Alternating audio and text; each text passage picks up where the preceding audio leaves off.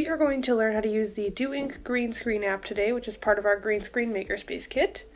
So to use the app, you want to tap on the app with the little octopus on it. So once you're in the main screen, you can see all the projects that have been worked on inside the app. To start a project, you tap the plus sign in the top right corner and you tap Create a New Project. There's a couple of tools to note on the main screen once you've started. So those two arrows at the very top, the first one is the undo and the one beside it is the redo button. Right beside that, if you tap export video, that will finalize your project and save it to the camera roll. You can create videos and photos in this app, so you switch between both by tapping either video or image right beside the export video button. Down in the middle there's a blue triangle and you just tap that to press play.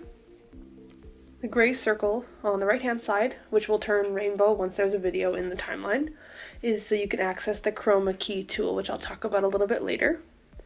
The square icon with the little corners on it is for cropping photos and videos, and the outline face is for masking on images, so if you want to get rid of shadows or edges, that's what you're going to use. Any progress you make on Do Ink will be saved automatically. So to create a green screen video, we're going to look at the layers here. You'll notice that there are three. There's a top, a middle, and a bottom layer for adding videos and photos. The middle layer is the one we want to use for green screen. So this lets you put your green screen video in the center, and then layers can go on top and bottom. So the bottom layer is going to be your background. So whatever you want to replace the green screen from your middle layer, that's what you put in the background. The top layer is for any extra images, so if you're making a newscast, this is where you could put graphics for a news story. So to create your video, you're going to add your green screen footage into the middle layer, so you can tap the plus sign in the middle layer. There's a bar that should pop up, and you'll be using something that you've already shot, so you're going to tap Albums. You can tap All Photos. Tap the video you want to use and it will appear in the timeline. Once you're finished, you can hit Done. So dragging your finger across the timeline, so you can see the red playhead will show you where it's going to start playing, and you can kind of control where you want to watch your video.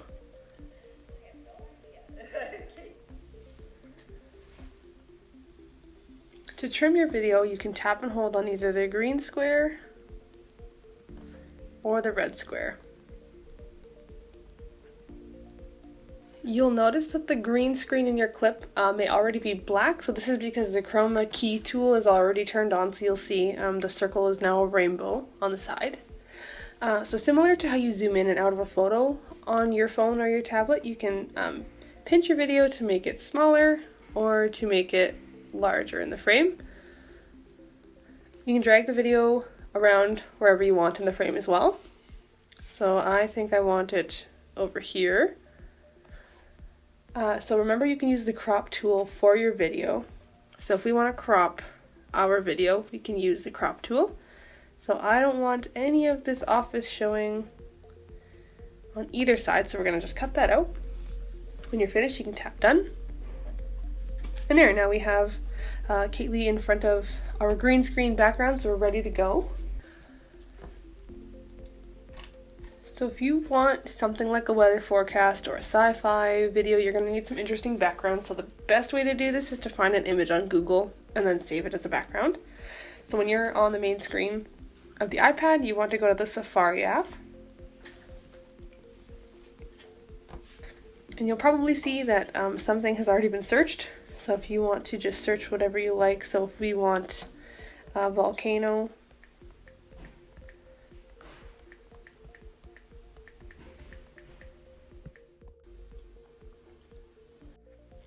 so we want to go into images, and we can take a look here.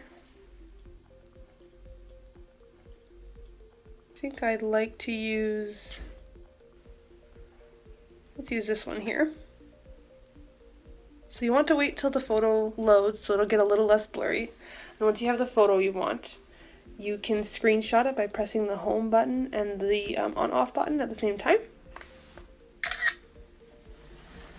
And right on the bottom there, there'll be a little mini version, so you can just slide it to the left and that photo will be saved. Once you're done doing your photo, you can go back into the Do Ink app and keep working on your video. So now we want to add in a background. So to add the background, you're going to tap the plus sign on the bottom layer of our timeline. Follow the same steps as before, so we'll go into albums, all photos. Now I would like to have a weather forecast, so I'm going to use my photo here. Now as you can see, it was a screenshot, so we probably don't want the Google information on here, so we're going to have to zoom in a little bit with this. Let's see. We can move it down. We can straighten it a little bit. Let's see. There, so I think that's where I want it. So this is our background. You can use a photo or a video, whichever you like, kind of depends on your project that you're making. We're just going to stick with the photo for now. So you'll notice our background is not underneath our actual green screen video. So we're going to tap on it, and we're going to press and hold, and then we can drag it along. And if you want it to be the entire video, we'll still use these little squares to make it longer. There we go. So now our background goes behind our entire video. If you notice, there might be a little bit of green left around your subject. That's because the chroma key tool isn't always perfect.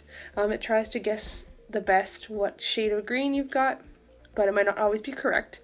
So if we want to check our chroma key tool, we have to make sure we're selected on the green screen video. Then we tap the little rainbow circle. So you can see the different shades that you can choose. So if you had a red background, you could get rid of red, but it kind of depends what you're using for your green screen. So we want to get it as close to the shade that we have as possible. So I would say here's probably good. If you think it looks fine, you don't have to worry about this, but it's just if you want to take a look. When you're finished with it, you can tap done. So if we want to add a top layer, if we maybe want another photo that they have on this weather network or something like that, we're going to press the plus sign on the top layer. And now if you have a photo that you want to use, you can go into albums. If you want to use animations that the app has, you can open the prop library. So if you give it a second, it should load, and we can take a look at some of the props. So I think for this one, a sunset would be good. So we're going to tap on it. It might take a second there. Tap done at the top. Just like with the videos and the photos, you can make this smaller or bigger depending on how you want it. So let's put it here. So if you see the green line across your top layer, that just means it's one of the animations or images that the app provides, so you don't have to worry about that on there. If you want to use the mask tool in this particular video, we don't really have an issue with it, but if you do want to get rid of something in your frame for the entire video, it's a great tool to use. So if we want to tap on our green screen layer and tap the mask tool. So for example, there's some shadows on the green screen under Kaylee's arm, so if that was showing up in our video, we might want to try to remove it. You have to be careful because if you remove this part, for example, if I erase this here, anything that moves in that area is going to disappear, so you kind of have to be careful.